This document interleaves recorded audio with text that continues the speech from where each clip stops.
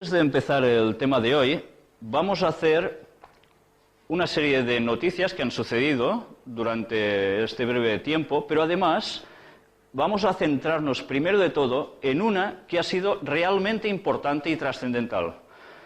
Es algo que algunos de vosotros diréis, ¿qué está enseñando este hombre aquí? Yo solo quiero una cosa y pretendo una cosa, quedaros con esta noticia, porque en el tema que estamos empezando a desarrollar, esto va a salir. Lo que vais a ver en esta noticia es profecía pura, que durante muchísimos años se ha estado esperando esta noticia. Y esto forma parte de ella. Por eso yo solo quiero que lleguéis a tener en vuestras mentes, a retener esta noticia, porque cuando veáis el cumplimiento profético, os vais a quedar tan impresionados, supongo, como yo me quedé. Está en catalán, luego yo intentaré traducir un poco como pueda, porque además hay unas personas que hablan en alemán y el comentarista, bueno, traduce también, pero se mezcla bastante el sonido. Vamos a pasarlo y luego hablaremos un poco. Els comerços de Berlín no han donat compliment. És obvi que el Senyor hi s'ha de presentar. Aquesta és l'opinió de l'Església Catòlica de les confessions protestants de la capital d'Alemanya, que s'ha unit per interposar accions legals contra les autoritats i exigir el tancament de comerços. Segons la legislació actual, les botigues poden obrir 9 minuts a l'any, sobretot a l'hora. Auch wichtig ist es mit Anliegen, von diversen Anregungen alles verloren gehen, wenn das Sperren Fenstertage sind beispielsweise das ein wichtiger Service für Unternehmen, das habe ich jetzt zu kaufen haben, damit wir das jetzt schon dabei das ist angenehmer für das Transportieren, das ist auch schon schnell für die Beratung. Ja, ich habe auf die Nachricht, das ist also weil sich da laufen els clients tenen opinions contradictòries sobre la liberalització de l'ús comercial. Ich bin der Meinung, Berlin ist eine Weltstadt. Für eine Weltstadt sollte man sich auch weltmännisch verhalten. Das Gegenbild wäre, wenn es auch einen Kaufvertrag Berlin gibt. Jo com que durant la setmana no necessito ser dels comerços perquè ja no tenen pensament. Els arguments religiosos de la denúncia se sustenten sobre principis constitucionals. Amb aquesta base, els tribunals han acceptat d'examinar la demanda.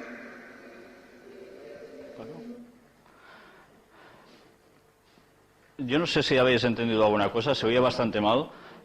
La noticia, resumiendo, es salida de Berlín, Alemania, católicos y protestantes se unen para pedir el domingo como día de reposo en el cual los comercios cierren. Sabéis, en Alemania hay 8 domingos que se pueden abrir, comerciales, pero ahora la propuesta es que no se puede abrir solo a excepción del día de Navidad o cerca de Navidad para poder hacer las ventas peculiares de la época, ¿no? Además se dice, por el pastor evangélico que salía, de que se pide que sea el domingo un día para no trabajar, para estar en familia, encender una vela y meditar allí todos juntos.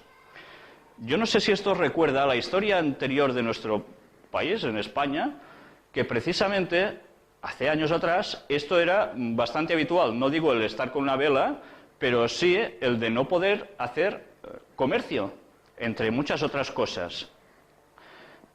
Más o menos este es el resumen de lo que aquí aparece. Luego hay opiniones a favor, en contra, como es normal. Es un tanteo. Pero, ¿sabéis? La propuesta ha sido admitida a trámite por el gobierno federal alemán. Quedaros con esto, porque si no sale en el tema de hoy ni en el siguiente, en el otro sí que va a salir la gran relación con esta noticia. Pero ahora que ya tenéis esto en mente, quiero pediros una cosa. Estad atentos cuando oigáis de que por algún sitio va a aparecer cosas así. Lo que se puede denominar ley dominical. Estad atentos a las noticias, porque si ahora ha salido esto en Alemania, va a ser a modo de tanteo, y de aquí poco tiempo esto surgirá en más países. Yo ahora hasta aquí no os digo más al respecto, y vamos a hacer un breve salto y vamos a hablar de buitos. Búhos. ¿Recordáis que en una de las primeras conferencias estuvimos hablando sobre el tema? Pues vamos a hacer un poco de ampliación. Recordemos que en este rincón del billete de dólar, un poco ampliado, vemos un buito pequeño, que dices, ¿y qué pinta un búho aquí? Ya lo explicamos, ¿no? Lo que significaba. Es un poco más el símbolo del que todo lo ve, el que todo lo domina, símbolo luciferano total. Vamos a ver, ¿recordáis alguna imagen parecida a esto? También lo sacamos en una anterior conferencia del Bohemians Club en Estados Unidos, donde gente de élite de la política mundial y de los comercios tienen un bosque privado enorme y en el cual se hacen, bueno, ya veis, hay un búho enorme, parece ser de piedra, donde se queman, ¿el qué? Esto os lo dejo a vosotros, que pensáis que se puede quemar. Y como veis, precisamente se veía gente vestida con unos atuendos, unos gorros encima, como unas mitras, ¿os fijáis? Unas capas. La verdad es que, bueno, da toda la pinta de un sacrificio, ¿no? Y es un sitio totalmente privado, no se puede entrar, está totalmente vigilado. Esto es lo que aparece, aumentando la imagen. El vídeo aún está colgado en Internet. Uno de los señores que grabó que hizo esta filmación, tiene un programa de radio donde la verdad es que habla muy duramente contra estamentos superiores gubernamentales y demás, pero las imágenes que sacó quizás le han hecho que reaccione así. Yo no voy a juzgarlo. Aquí se señala que hay algo que se está quemando y apuntan precisamente a que no es ningún muñeco. No sé si veis alguna forma extraña así. ¿Vale? Sigamos avanzando. Más de lo mismo, fijaros.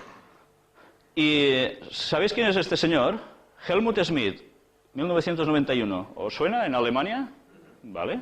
Pues ya veis dónde está también, en el mismo sitio. Y sí, es el mismo lugar donde se hacen estos sacrificios. Y que, como sabéis, tuvieron que salir por piernas cuando filmaron. Y, bueno, claro, ya os podéis imaginar lo que llega a pasar con esto, ¿no? Sí, el documental está colgado en Internet y es realmente espeluznante incluso oír los sonidos porque te dejan los pelos de punta. ¿Puedes pasar al siguiente? Fijaros en esto. ¿Qué veis vosotros aquí? ¿Un elefante? ¿Un mamut? ¿Nada? ¿Un paraguas? ¿Qué veis? No veis nada.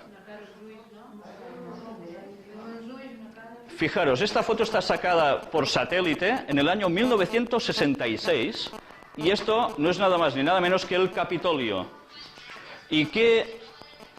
Esto es el Capitolio, lo de en medio. ¿Qué es lo que hay alrededor formando unas formas más o menos geométricas? Pues es un búho. ¿Lo veis? ¿Lo percibís? ¿Vale?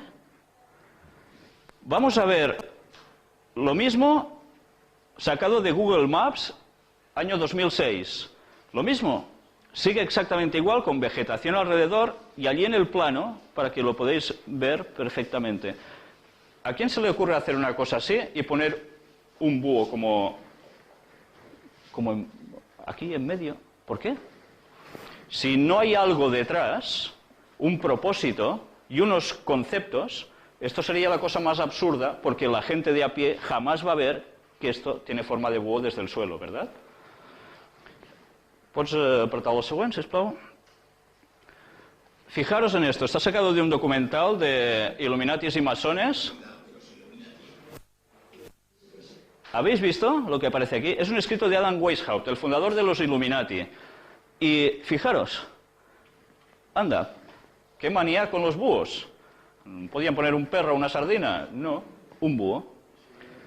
Como sabéis, os lo he dicho antes, esto es el símbolo de Lucifer. Por tanto, muy cristiano nos suena esto. Vamos a ver el siguiente. Es que se presenta como una clave para entender la historia. Fijaros en esto. National Press Club de Washington. O sea, el Club de Prensa Nacional de Washington. Este es su escudo, su emblema. ¿Qué veis aquí? Un búho. Pero cuidado. Fijaros también qué aparece a su lado. Una lámpara como de Aladino, ¿no? Que parece que flotando salga el genio. Y detrás, Capitolio. Y fijaros que rayitos salen alrededor, ¿no? ¿No recuerda esto a cierto ojo iluminado también? Pues ya veis, ¿por qué tienen que tener un búho? Porque es esto, así. A mí, la verdad es que me sorprendería mucho que haciendo un emblema de algo, alguien ponga un búho, si yo no supiera que los que dominan la prensa son los mismos de todos los que hemos estado hablando hasta ahora. ¿Entendéis? Cuando empezamos a tirar del hilo y vemos quiénes son los propietarios de agencias de información, de periódicos, de cadenas televisivas, etcétera, nos damos cuenta que son gente precisamente asociada a lo mismo. Vamos a ver la siguiente, quedaos con la imagen de la lamparita y fijaros en esta filmación. Esto está sacado de un documental de la guerra de Irak. ¿Qué veis detrás de este señor? Es lo mismo, ¿no? Claro, es lo mismo que hemos visto antes, pero en grabado. La misma lamparita, todo. ¿Lo puedes apretar, si vos? Nuestra estrategia consiste en hacerle ver al mundo el peligro que representa Saddam en su estado actual. Sin duda, está desarrollando armas de destrucción masiva. Sin duda, tiene armas químicas y biológicas. Y sin duda, lleva 30 años intentando adquirir un arma nuclear. Bueno, esto es lo que se decía, ¿no? Precisamente. Nos irá bien esto porque iremos viendo ahora algo bastante relacionado con todo ello. Otro documental. Al descubierto. Bueno, es el mismo. La guerra.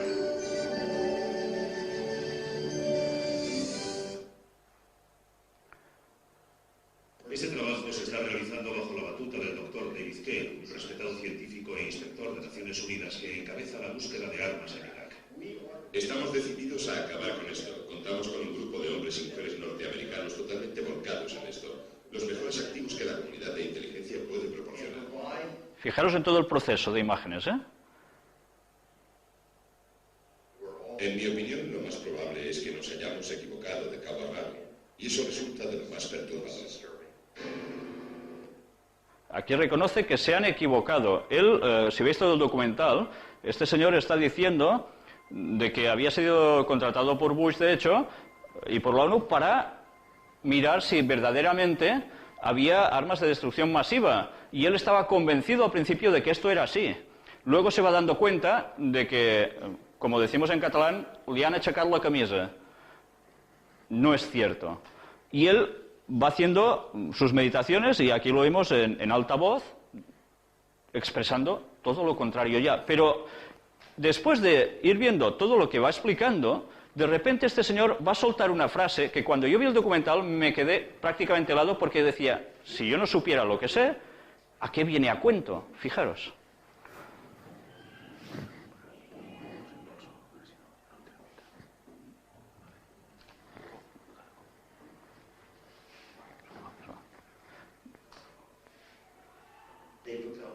Tienen tanto miedo de admitir su error que defienden cosas que saben perfectamente que no son ciertas. Y ahora, después de decir esto, fijaros lo que viene.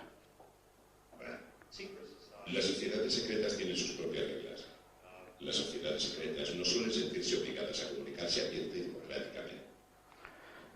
Yo no sé si esto sorprende, que en medio de un documental este señor, con una reputación tremenda, de repente suelte que las sociedades secretas, y dice lo que está diciendo. ¿A qué viene a cuento? Pues sencillamente este señor que está en más altos niveles de la política por todo lo que se llega a mover y precisamente hace una reflexión tremenda de que las sociedades secretas están detrás de estos movimientos y que ya veis que muy democráticos no son. ¿Por qué será? Por tanto, a alguien le interesaba decir que todo esto era armas de destrucción masiva y demás cosas así. Y no era la gente de a pie, precisamente. Ahora vamos a ver una serie de noticias que han pasado también estos días. Y esta primera, si recordáis, ha sido los ataques de Turquía al norte de Irak, en el Kurdistán, que decíamos, bueno, ¿y ahora por qué hacen esto? Vamos a ver un poco la noticia, luego hablaremos. Constantes durante todo el día, a pesar de que el primer ministro ha asegurado que van a adoptar todas las vías diplomáticas, aunque sin descartar la solución militar. La la calle miles de personas exigen al gobierno una acción radical contra una guerrilla que ayer mató a 12 militares y puede tener en su poder a otros 8 que han desaparecido. Del otro lado de la frontera, en el Kurdistán iraquí, también hemos visto manifestaciones, en este caso contra la posible invasión turca. El PKK ha anunciado que está dispuesto a un alto el fuego si Turquía renuncia a atacar sus bases en el norte de Irak. El ataque se produjo, lo recordáis, ¿no? ¿Por qué se atacó de repente el Kurdistán por parte de Turquía? Porque, bueno, sabemos que es un litigio que lleva muchísimos años, ¿no?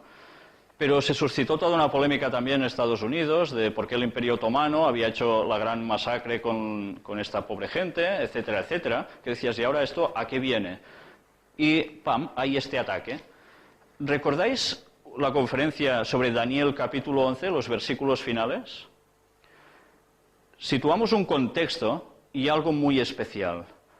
El petróleo iba a ser el detonante de los grandes conflictos al fin del tiempo. Fijaros en esta frase, al fin del tiempo. Naciones, lo que buscarían sería precisamente este producto.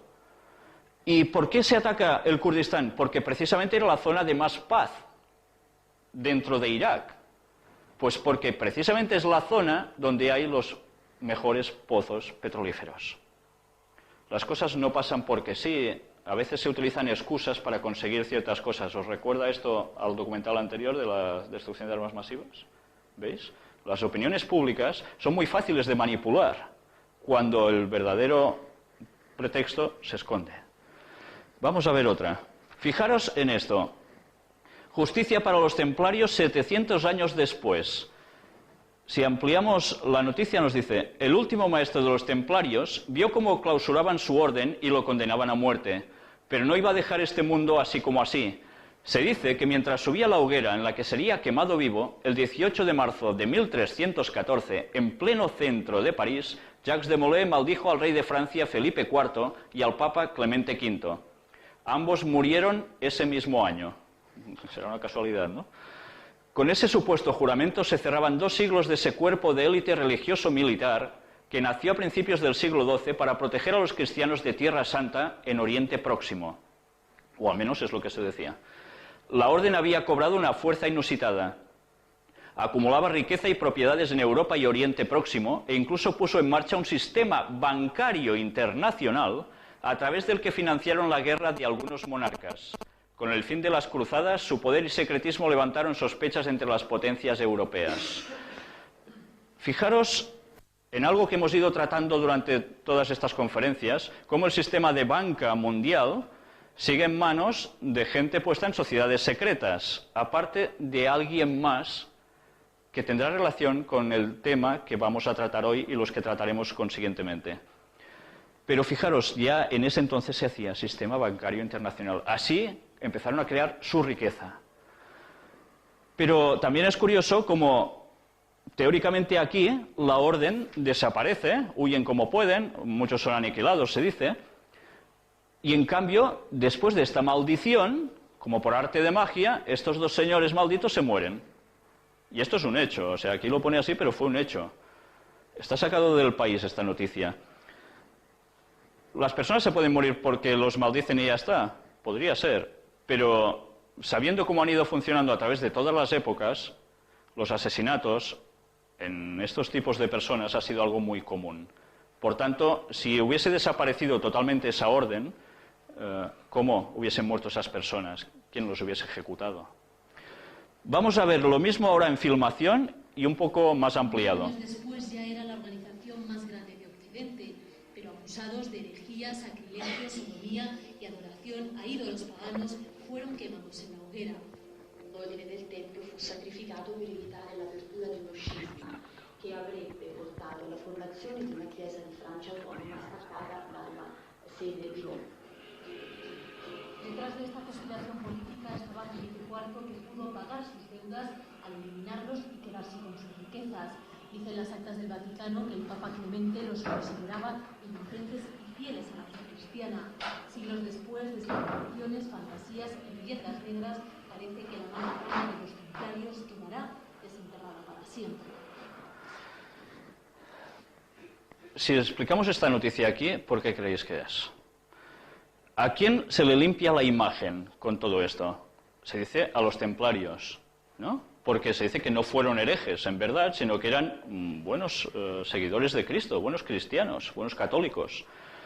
Pero también se limpia la imagen de los que dicen que los masacraron, que fue el Vaticano. Pero, aparte de limpiar estas dos imágenes de un solo tiro, ¿a quién más se le limpia la imagen? ¿Quiénes recogen el testimonio de los templarios con los años sucesivos? Las sociedades secretas, la masonería en general. Por tanto, la imagen que se limpia también es precisamente la de las sociedades secretas, masonería. ¿Entendéis? ¿Por qué aparece esto ahora? ¿Os habéis fijado que últimamente están saliendo bastantes películas, documentales, como incluso algunos de los que hemos mostrado para sacar ciertas cosas, que hablan a favor de la masonería y de las sociedades secretas y no en contra?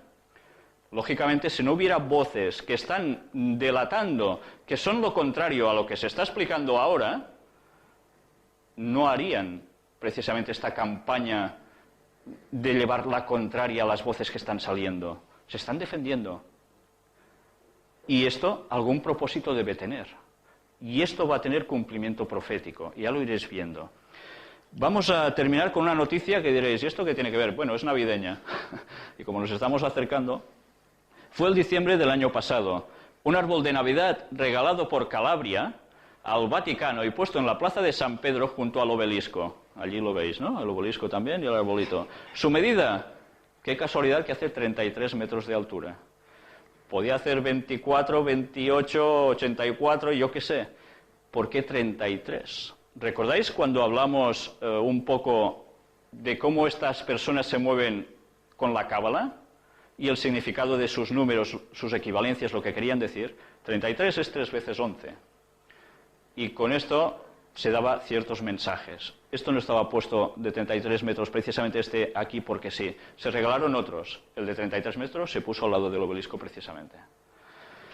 Bueno, vamos ahora ya a hablar precisamente del tema de la bestia, que es el que nos ocupaba y donde terminamos la serie de conferencias, y ahora vamos a seguir con ello. Resumiendo, vamos a ver quién es o qué es la bestia de Apocalipsis 13. Si hacemos un poco de memoria del texto, nos dice que surge del lugar de los 10 cuernos, que según la profecía fuimos viendo que era Europa occidental. ¿Por qué 10 cuernos? ¿Recordáis el Imperio Romano en cuántos se dividió de reinos? En 10, precisamente. Entre los años 351 al 476 después de Cristo, el Imperio Romano se divide en 10 reinos. Por lo tanto, surge a partir de allí. Nos vamos situando, estamos hablando de un poder, una persona, vamos a ver quién es o qué es, que surge a partir de este momento, cuando nace, por decirlo de algún modo, Europa, dividido en estados, pero en definitiva es esto. Vamos a ver ahora que esta bestia dice que será diferente de los demás. ¿Por qué va a ser diferente de los demás? ¿Por qué? No solamente será político, este poder también será espiritual. Y aquí hay un grabado precisamente interesante, que aparece Roma, y no sé si veis a alguien sentado en un trono, con cetro en sentido espiritual, no solo monárquico. Vamos a ver qué más pasa según la profecía. Dice que esta bestia derriba a 3 reyes. Y curiosamente, en esos anales de la historia, 3 pueblos son arrancados. Los érulos en el año 493 después de Cristo, los vándalos en el 534 y los ostrogodos en el 553 también después de Cristo. Es curioso, vamos viendo cómo la historia nos irá demostrando el significado de esta bestia. Vamos a llegar a conclusiones muy claras. Pero, ¿cuál fue la razón para que estos 3 reyes fueran derribados? Pues se opusieron a las enseñanzas y pretensiones de cierta jerarquía. ¿De cuál jerarquía? En el año 538, los ostrogodos, estos señores que más o menos vemos aquí, fueron expulsados de Roma y dejaron la oposición efectiva al decreto del emperador Justiniano, que aquí lo veis en imagen también, de que el Papa de Roma era cabeza de todas las iglesias. ¿Vais situando el contexto histórico? Vamos a ver ahora algo que sucedió en el año 538, año de la supremacía papal. Quedaros mucho con este año. Es cuando el Papa de Roma consigue el gran poder. Recordadlo, 538 después de Cristo. Vamos a ver un cuarto punto. Este cuerno tenía ojos como de hombre y una boca que hablaba grandezas. ¿A qué equivalía esto? Astucia, penetración y asertos arrogantes de una organización religiosa apóstata. Yo os pregunto, ¿será el papado este poder que está simbolizado por el cuerno pequeño en el libro de Daniel y por la bestia en Apocalipsis? Id pensando con todo lo que vais viendo si esto va a ser así o no. Veamos en profundidad si este poder hablaría precisamente grandes cosas contra el Altísimo, como dice el texto. ¿El Altísimo quién es? Dios, ¿verdad? Vamos a ver si este poder hace esto o no lo hace. Vamos a ver una extracción de un libro llamado Las Profecías de Daniel y el Apocalipsis, tomo 1, el tomo de Daniel precisamente, páginas de la 100 a la 102. No quiero que os perdáis detalle, porque esto no me lo estoy inventando yo, esto es historia, y está sacado por gente de gran peso dentro de la propia entidad de la Iglesia Católica. Fijaros que pone el texto. Lucio Ferraris, en su pronta biblioteca, a la cual se refiere la Católica Enciclopedia como una verdadera enciclopedia de conocimientos religiosos y una preciosa mina de información, declara en el artículo donde trata del Papa que el Papa es de tan grande dignidad y ensalzado que no es un simple hombre, sino como si fuese Dios y el vicario de Dios. El Papa es de dignidad tan sublime y suprema que, hablando con propiedad, no ha sido establecido en algún grado de dignidad, sino más bien ha sido puesto en la misma cumbre de todas las dignidades. El Papa es llamado Santísimo porque se presume legítimamente que lo es. Solo el Papa merece ser llamado Santísimo, porque únicamente Él es vicario de Cristo, manantial, fuente y plenitud de toda la santidad. Es igualmente el monarca divino, emperador supremo y rey de reyes. Por cierto, hago un inciso. Este es el título, el rey de reyes, que se aplica en los escritos bíblicos. ¿A quién? ¿Lo sabéis? Jesucristo, sí señor. De ahí que el Papa lleva una corona triple, como rey del cielo, de la tierra y de las regiones inferiores.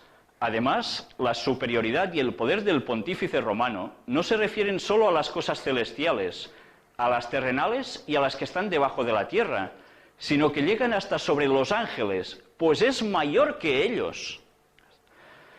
De manera que si se pudiera dar el caso de que los ángeles errasen en la fe o pensasen en forma contraria a la fe, podrían ser juzgados y excomulgados por el Papa, porque Él tiene tan grande dignidad y poder que forma con Cristo uno y el mismo tribunal.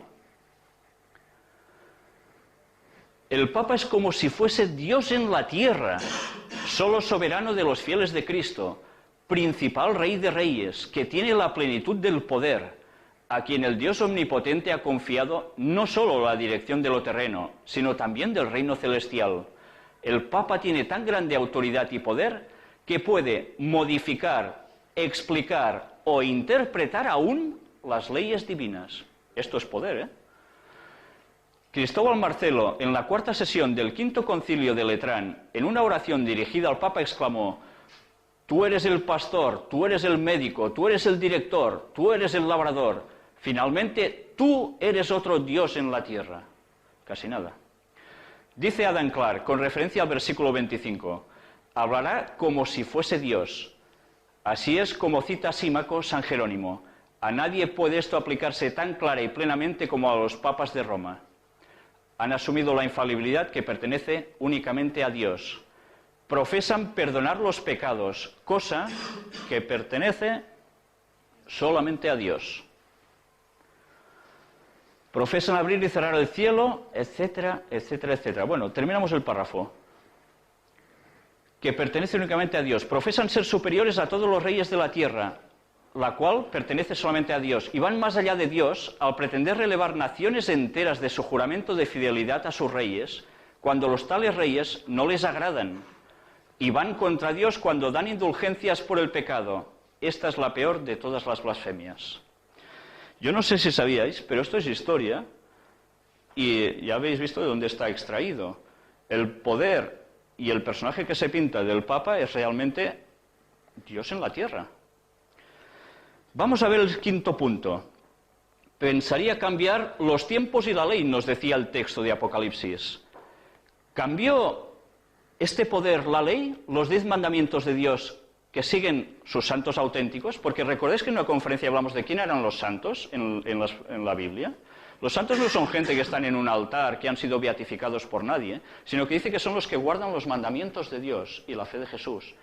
Entonces, vamos a ver si verdaderamente cambió la ley este poder, los 10 mandamientos.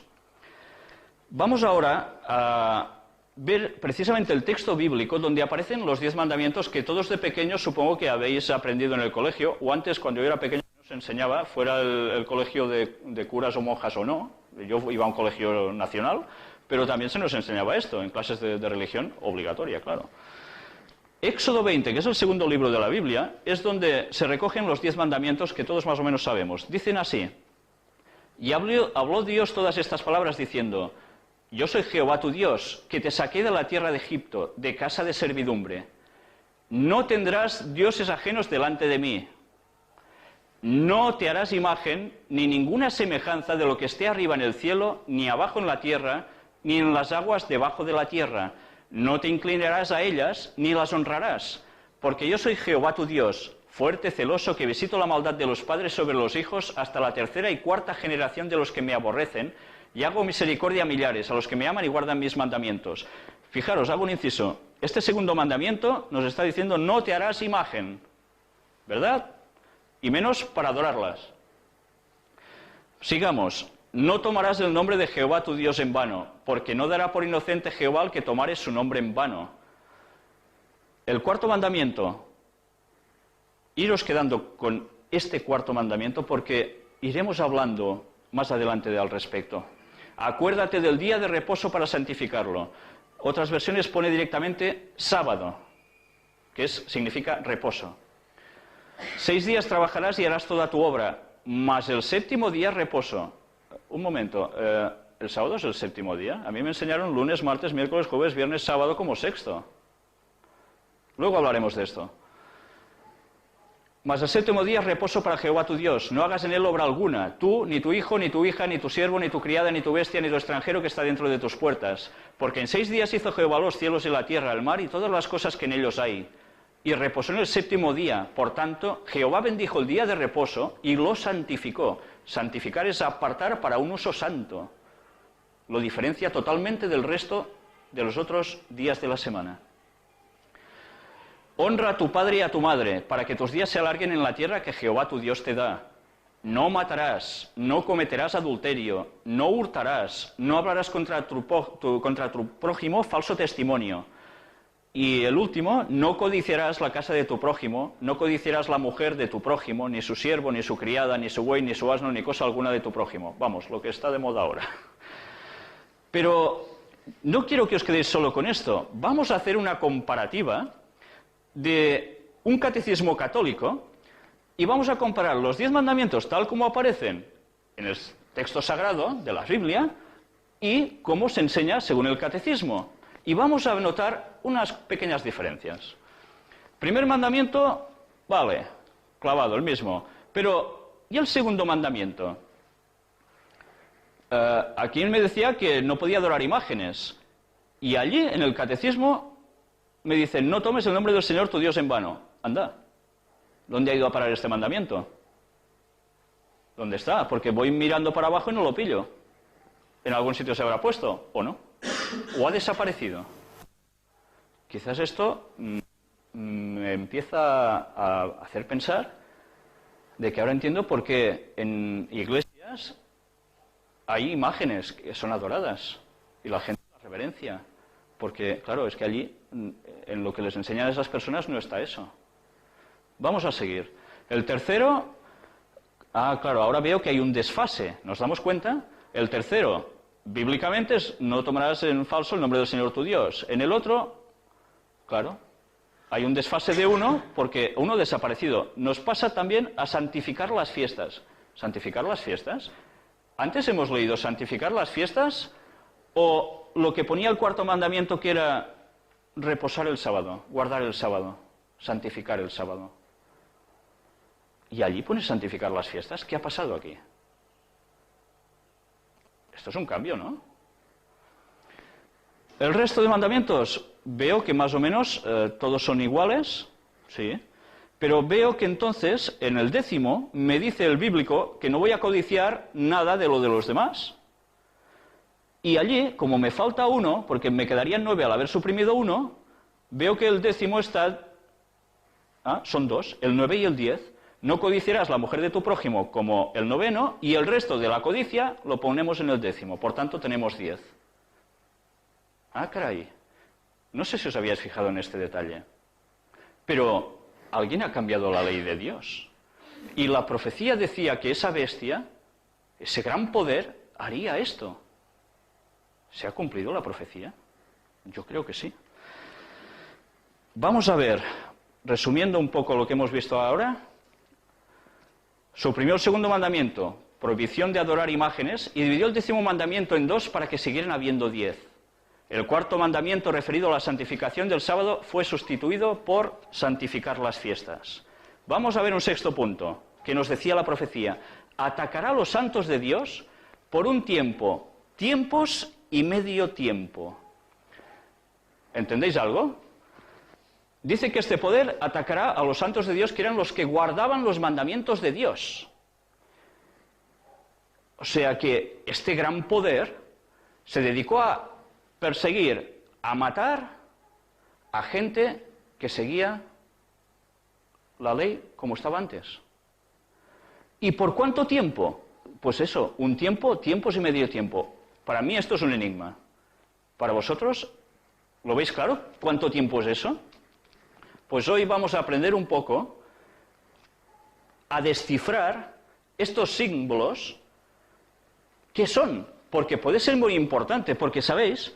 Si llegamos a una conclusión de cuánto equivale eso, podremos saber si se aplica al papado o nos estamos confundiendo de poder, igual es otro, y estamos colgando el San Benito a que no le corresponde.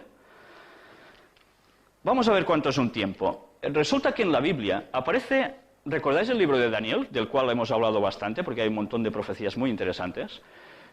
El profeta Daniel tiene unas conversaciones con el rey Nabucodonosor de Babilonia, y en principio el rey de Babilonia, qué bien, qué bien, se ponen de acuerdo, muy bien, eran totalmente distintos de creencias, pero llega un momento en que, después de pasar por varias etapas, al rey, como se dice ahora, se le va la olla. Literalmente se vuelve loco. ¿Pero debido a qué? Él dice, ¿no es esta la gran Babilonia que yo edifiqué? Orgullo. Después de saber lo que era el poder mundial que era llevado por Dios, pues él se arrogaba eso. Y hay una profecía sobre él que precisamente se volvería... Bueno, vamos a verlo. Daniel capítulo 4, versículos de 23 al 25. Y en cuanto a lo que vio el rey, un vigilante y santo que descendía del cielo y decía, cortad el árbol y destruidlo, mas la cepa de sus raíces dejaréis en la tierra, con atadura de hierro y de bronce en la hierba del campo, y sea mojado con el rocío del cielo, y con las bestias del campo sea su parte, hasta que pasen sobre él 7 tiempos. Le está diciendo, el rey se va a volver como una cabra, pues casi literal, como una cabra, como un lobo, no sé, perdería la razón e iría a comer hierba con las bestias del campo. O sea que no podría reinar porque estaría totalmente fuera de sí. Y así por 7 tiempos. Fijaros que utilizan la misma expresión que en Apocalipsis. Sigue diciendo, esta es la interpretación, oh rey, y la sentencia del Altísimo que ha venido sobre mi señor el rey, que te echarán de entre los hombres, y con las bestias del campo será tu morada, y con hierba del campo te apacentarán como a los bueyes, y con el rocío del cielo serás bañado, y 7 tiempos pasarán sobre ti hasta que conozcas que el Altísimo, o sea, Dios, tiene dominio en el reino de los hombres y que lo da a quien Él quiere. Y veamos ahora, del 32 al 34, estos versículos. Y de entre los hombres te arrojarán, y con las bestias del campo será tu habitación, y como a los bueyes te apacentarán. Y 7 tiempos pasarán sobre ti hasta que reconozcas que el Altísimo tiene el dominio en el reino de los hombres y lo da a quien Él quiere. Y fijaros qué dice el texto. En la misma hora se cumplió la palabra sobre Nabucodonosor, y fue echado de entre los hombres, y comía hierba como los bueyes, y su cuerpo se mojaba con el rocío del cielo, hasta que su pelo creció como plumas de águila, y sus uñas como las de las aves. Mas al fin del tiempo yo, Nabucodonosor, alcé mis ojos al cielo, y mi razón me fue devuelta, y bendije al Altísimo, y alabé y glorifiqué al que vive para siempre, cuyo dominio es sempiterno y su reino por todas las edades. ¿Os habéis quedado con lo de tiempos, 7 tiempos? Vamos a sacar ahora esto que es. Fijaros, Flavio Josefo, un historiador judío que estaba al lado del gobierno romano del siglo I, y era protegido por este emperador Vespasiano, también por Tito, y luego por su hijo y sucesor, y luego Domiciano. Y fijaros qué escribe este señor. Confirmó precisamente, Flavio Josefo, que a Nabucodonosor le pasó lo que aquí estaba escrito. Es curioso, esto puede decir, bueno, esto pasó o no pasó. Los historiadores, este caso él, lo confirmó. Y vamos a ver un detalle. En su libro Antigüedades Judaicas, libro 10, capítulo 10, sección 6, que aquí tenéis la portada del libro, dice que la locura le duró, ¿sabéis cuánto tiempo? ¿Cuánto diríais que es un tiempo? ¿Un año? Pues quizá tenéis razón, porque dice que la locura le duró 7 años. O sea, 7 años como una cabra auténtica, pastando como un animal total, y después de 7 años vuelve en sí. Por tanto, un tiempo equivale a un año. Vamos a ver todo esto un poco con detalle. Por cierto, el plural indefinido en hebreo, cuando dice tiempos, equivale a 2 en este idioma, ¿eh? Por tanto tenemos, ¿recordáis que decía un tiempo y tiempos y medio tiempo?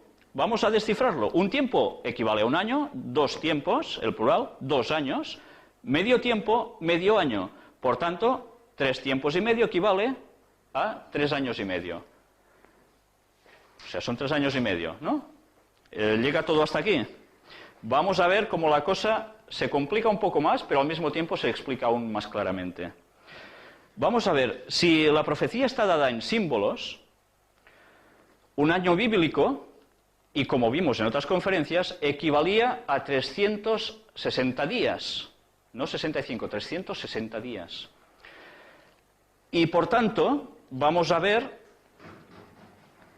un año, 360 días, 2 años, 720 días, medio año, 180 días. Hacemos la suma de 3 años y medio, equivale a 1260 días. Pero ¿recordáis que un día profético equivalía a un año literal en símbolos? Por tanto, nos está diciendo que durante 1260 días, que es lo mismo que decir 1260 años en profecía, este poder perseguiría a los santos. Por tanto, esto ya es clave para determinar, ¿la bestia es una persona? Yo no conozco a nadie que haya vivido 1260 años para hacer algo así.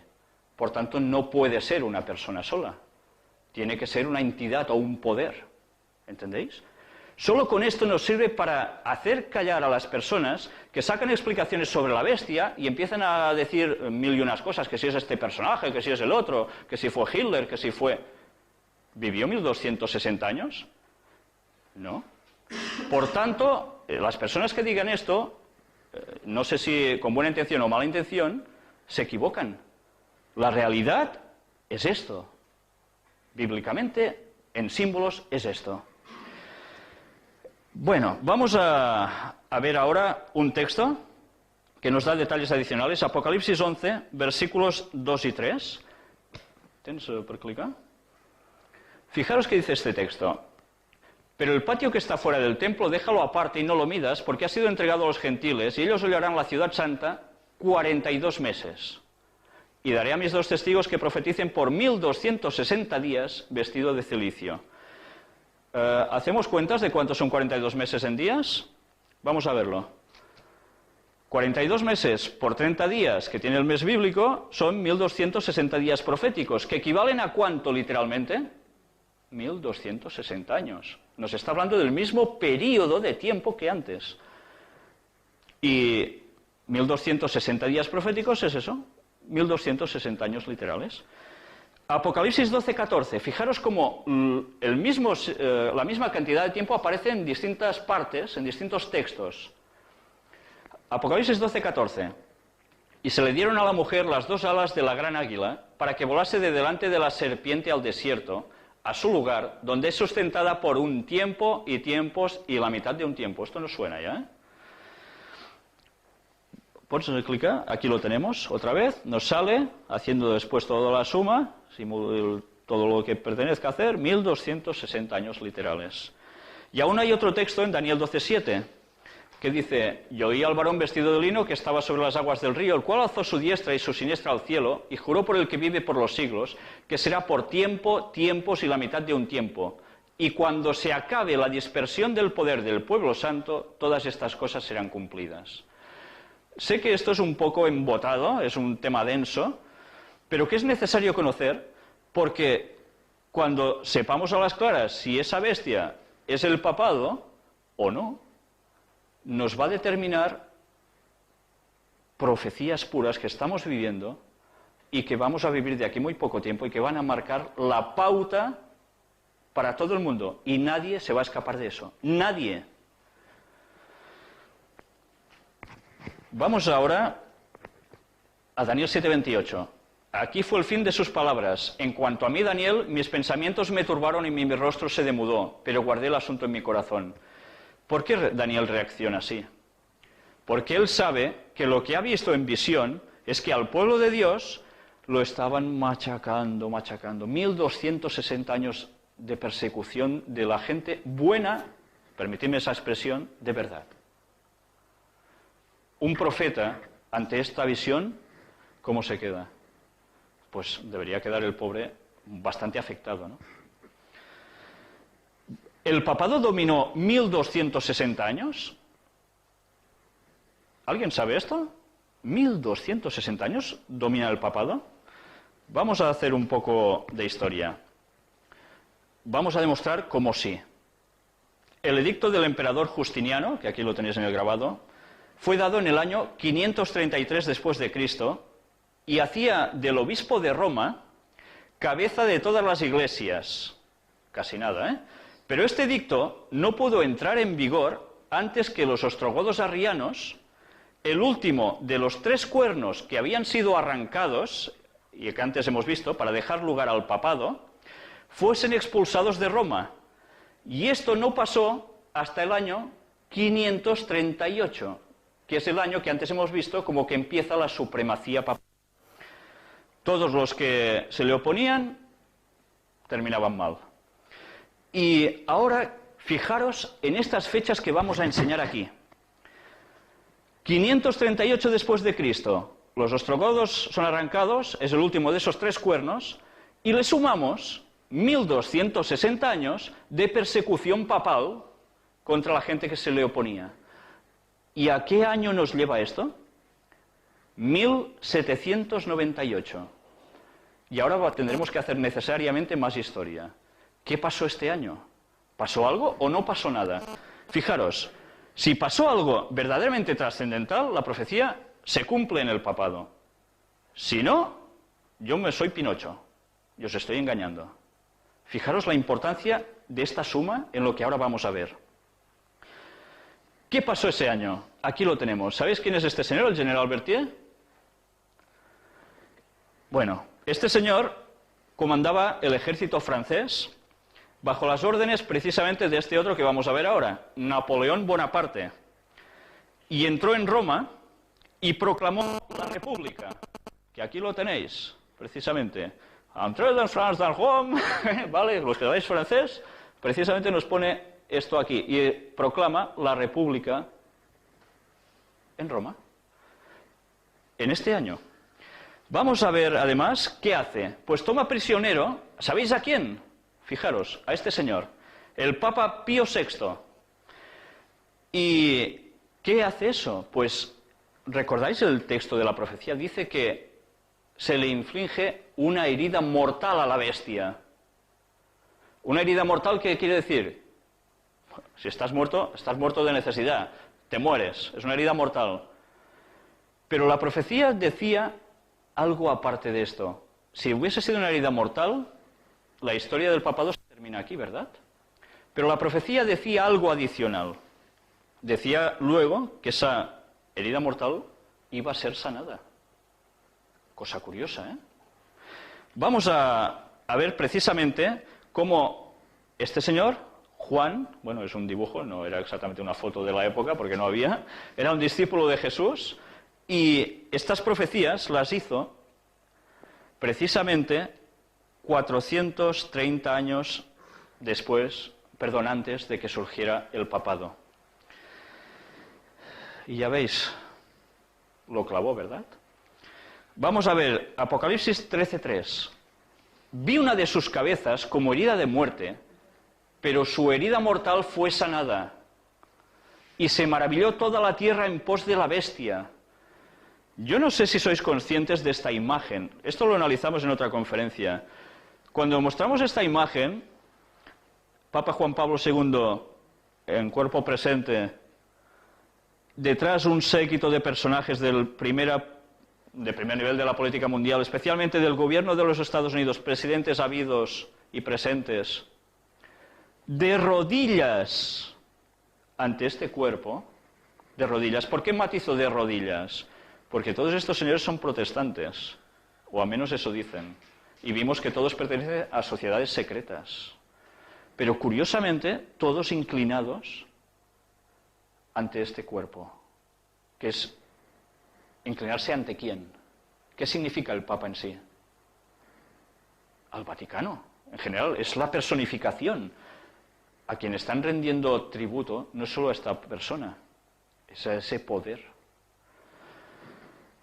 Y esto es muy significativo, porque ya lo mostramos de cómo se creó Estados Unidos. Nació de gente del mundo protestante que huyó de Europa de ser perseguidos por el papado. Así nació Estados Unidos. Y a los primeros habitantes de Estados Unidos no les hablases tú del clero en general ni del Vaticano, porque lo habían pasado muy mal con ellos. Y han pasado unos años y ya veis cómo ha cambiado la situación en Estados Unidos. Sus gobernantes frente a este cuerpo y lo que significa. Y aparece otro personaje, se erige un nuevo papa, en este caso, Cardenal Ratzinger, que ya sabéis quién es actualmente, Benedicto XVI. Pero vamos a ver en más detalle cuándo esta herida mortal es sanada, porque esto es un hecho reciente, pero esta herida mortal se sanó aquí. Aquí es una gran evidencia, pero esto viene de antes. Vamos a verlo un poco en historia. En el año 1800, fijaros, los hechos que hemos descrito eran de 1798. El Papa es llevado a la prisión, ¿vale? Muere, y en 1800 fue elegido otro Papa. ¿Cómo puede ser? Si el papado desaparece, pues nada, en un año y algo, ¡pam!, tenemos otro Papa. ¿Qué cosas? Pío VII. ¿Y sabéis quién lo coronó? Al propio Napoleón. Pues este señor. Vamos a ver la imagen de Napoleón. Bonaparte, 1769 a 1821. Se hizo coronar emperador de Francia el 2 de diciembre de 1804 en la Catedral de Notre Dame de París por el Papa Pío VII, aunque él mismo se puso la corona. Es curioso, ¿eh? Pero ya veis, estaba el Papa allí, presente otra vez. Y antes había ordenado él mismo que el Papa fuera fuera, que ya no mandara. Es curioso. Esto es sanar heridas. Pero vamos a ver algo que pasó en la historia en 1929. ¿Recordáis a este señor? Benito Mussolini. Todos lo conocéis, ¿verdad? En la foto junto a Adolf Hitler. ¿Qué hizo? Firmó el Tratado de Letrán. ¿Qué era esto del Tratado de Letrán en 1929? Pues precisamente que se entrega al Papa Pío XI, a este señor, el dominio sobre la ciudad vaticana. A partir de ahí, de ese momento, el Papa es la cabeza de la Iglesia mundial y jefe de un Estado. Esto es muy importante, porque esto le permitiría que las puertas con los otros estados estuvieran abiertas, porque ahora no solo manda a nivel religioso, sino que manda en un estado y, por tanto, ¿qué tienen los estados? Embajadores, ¿no? Representantes en todas partes. Vamos ahora a hablar de algo que también es muy sorprendente. ¿Habéis oído hablar del anticristo? Todos, supongo que habéis oído hablar del anticristo. ¿Qué versiones habéis oído del anticristo? ¿Qué es el anticristo? ¿Quién es el anticristo? ¿Un gobernador? ¿Un ganador? Ah, engañador. ¿Vale? ¿Qué más versiones habéis oído de esto? Si yo os pregunto al azar, ¿qué diríais que es el anticristo? ¿Es un rollo patatero? ¿Es un personaje en concreto? Hace poco, hace unos años, se decía que era Mikhail Gorbachev. Se dijo que era Reagan.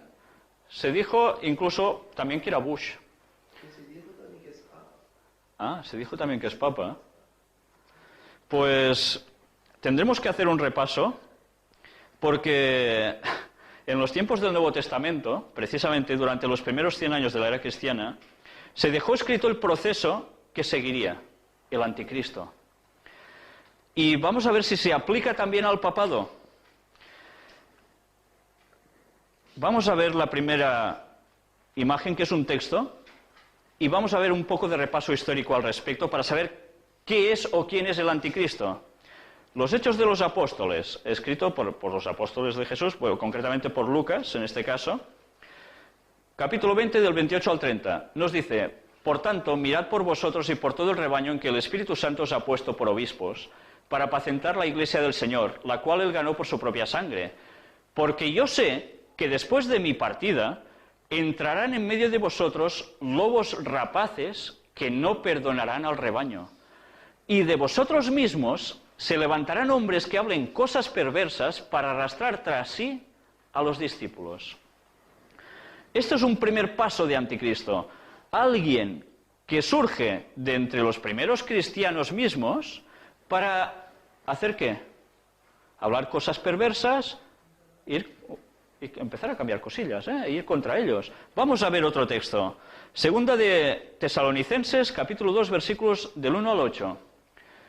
Otro paso más. Pero con respecto a la venida de nuestro Señor Jesucristo, tema que ya tocamos en profecía, y nuestra reunión con Él, os rogamos, hermanos, que no os dejéis mover fácilmente de vuestro modo de pensar, ni os conturbéis, ni por espíritu ni por palabra, ni por carta como si fuera nuestra, en el sentido de que el día del Señor está cerca.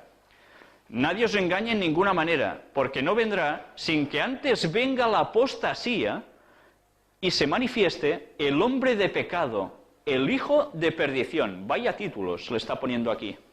Dice que Jesús no va a volver por segunda vez hasta que aparezca en la historia alguien que haga estas cosas, el cual se opone y se levanta contra todo lo que se llama Dios o es objeto de culto, tanto que se sienta en el templo de Dios como Dios, haciéndose pasar por Dios. ¿Os recuerda algo de lo que hemos visto hace un ratito?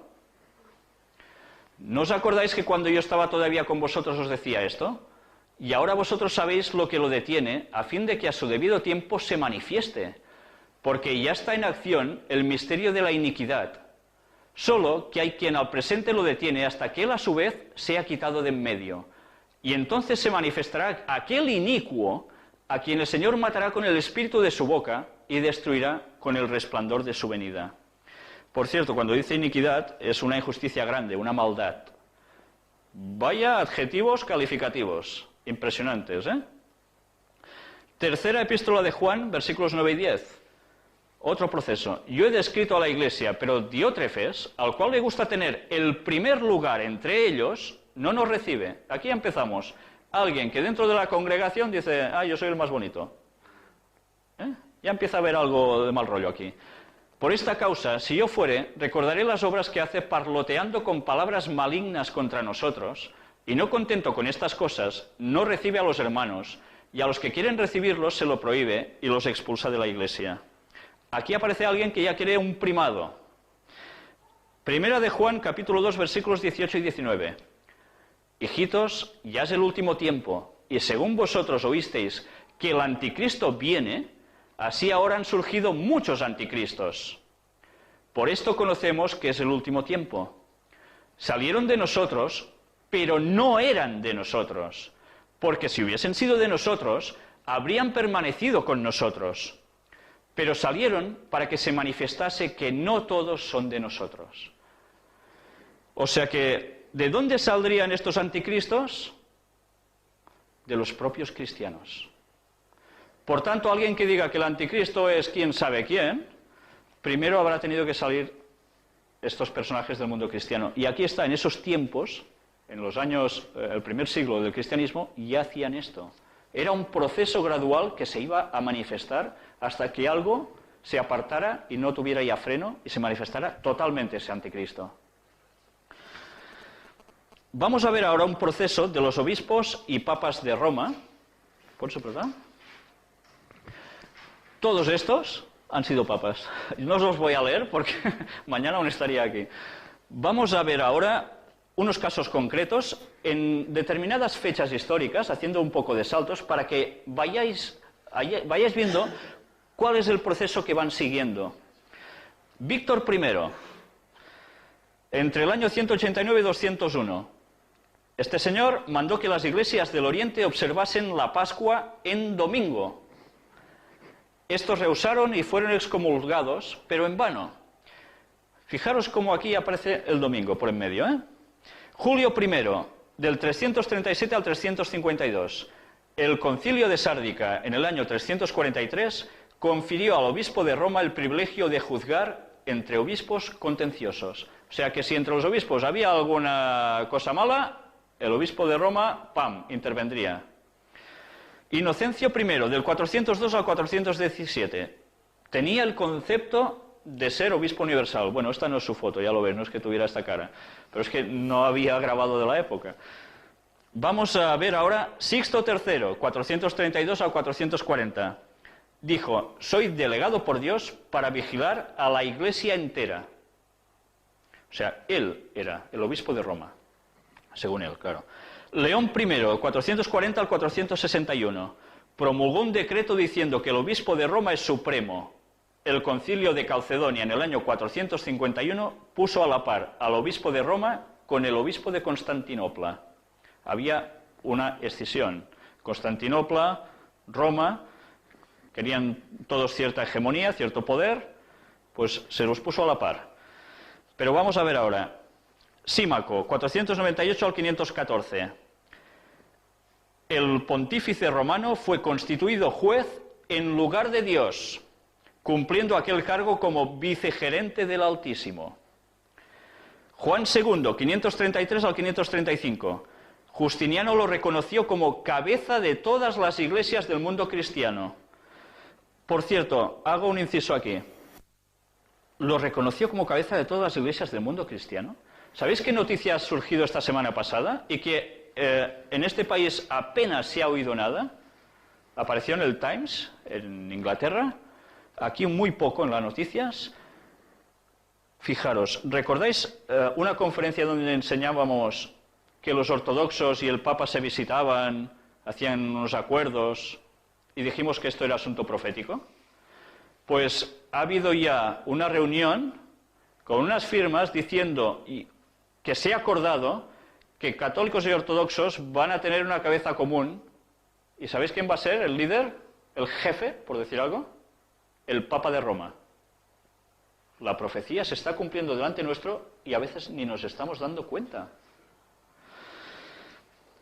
Gregorio I, del 590 al 604, se comporta como un rey. Como un rey.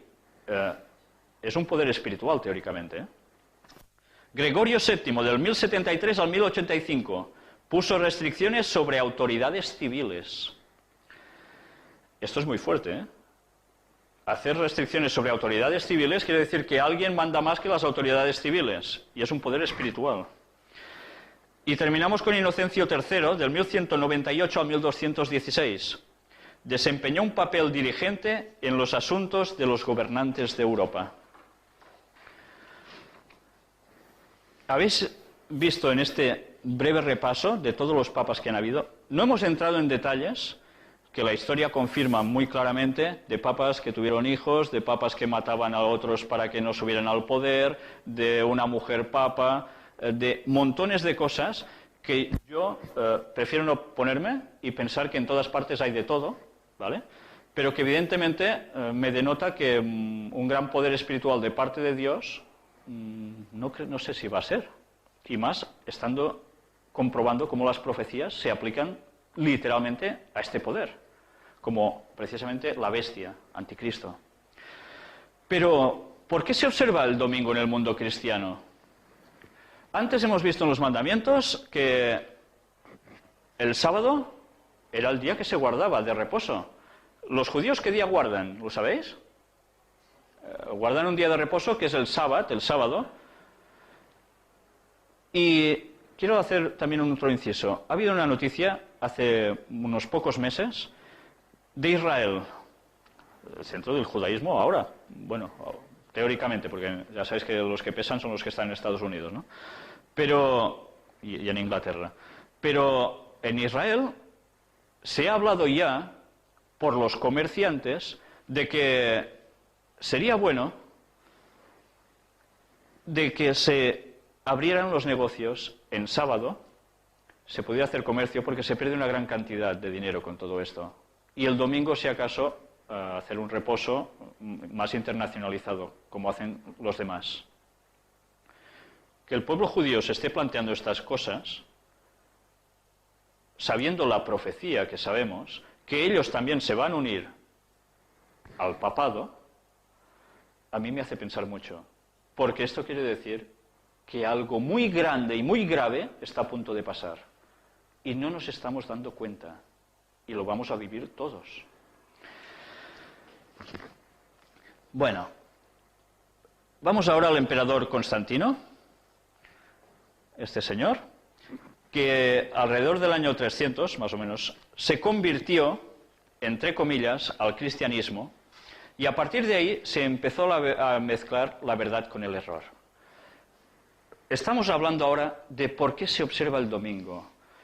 Yo he crecido en que el domingo es el día de reposo, ¿verdad? Vosotros también.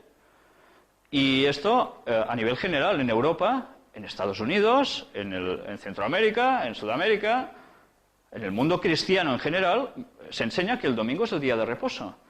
Y en el mandamiento nos ponía, ¿qué día? El sábado, como los judíos, o algunos de ellos, aún guardan, ¿no? Entonces, vamos a ver este proceso.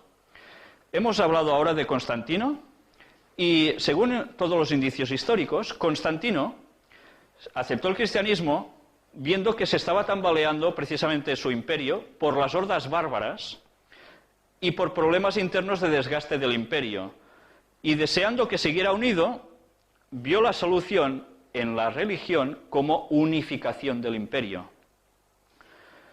Por otra parte, los cristianos aceptaron con buen agrado su conversión, la de Constantino, porque así tendrían protección. Porque ¿qué les pasaba a los cristianos?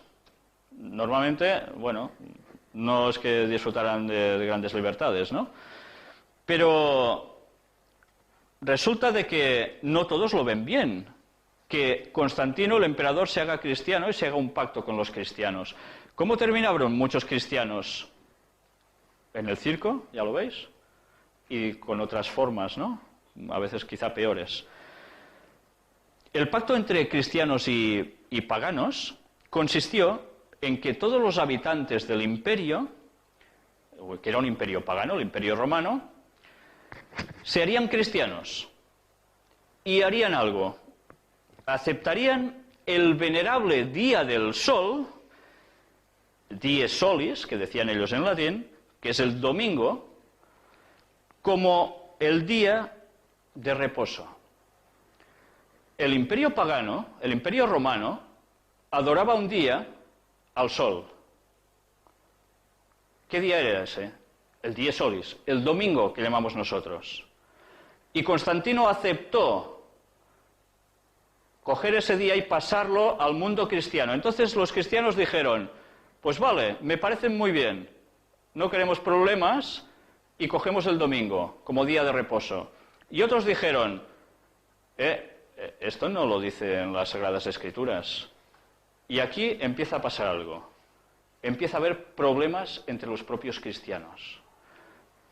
El edicto de Constantino en el año 321 después de Cristo decía: todos los jueces y las personas de la ciudad y los artesanos tendrán que descansar en el venerable día del sol.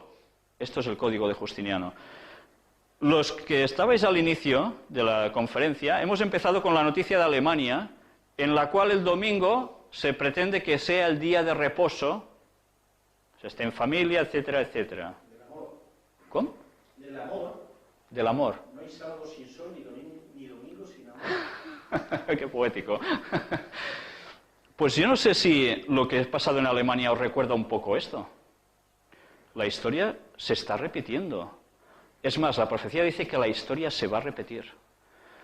Y veremos que la gente, y ahora os estoy anticipando algo, que no acepte esto, va a tener problemas. La historia se repetirá aún más gravemente que antes. Esto lo iremos viendo ya con detalles. ¿Pots apretar? El día del sol es observado por los cristianos a causa de la resurrección. Es la primera cita que se conoce del día de domingo como reposo. Justino Mártir, Apología 1.67, el año 155 después de Cristo. ¿Y qué pasó? Resulta que las personas que no guardaban este día, el domingo, que no estaban de acuerdo, ¿qué se les hizo? Vamos a hacer un poco de historia. Resulta de que había los primeros cristianos que decían, Dios dice que hay que guardar el sábado. Otros decían, bueno, pero si guardamos el domingo, como dice el emperador, no vamos a tener problemas. Y además nos vamos a diferenciar de alguien, de los judíos.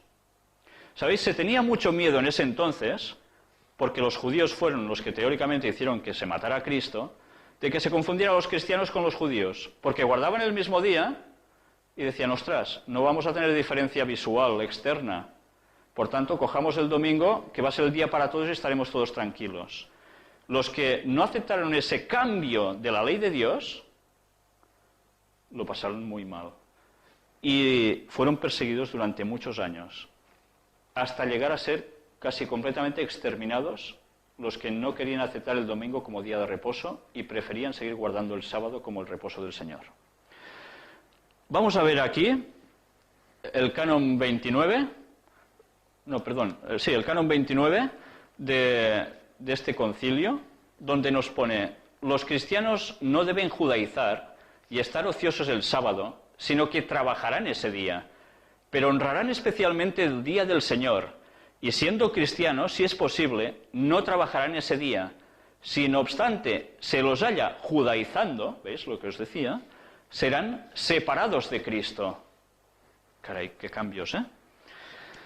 Pues vamos a ver ahora una curiosidad que más que curioso es estremecedor.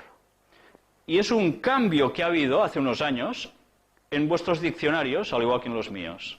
Y normalmente muchas personas no se dan ni cuenta. Y no ha pasado solo en Cataluña y en España, sino en muchos otros países.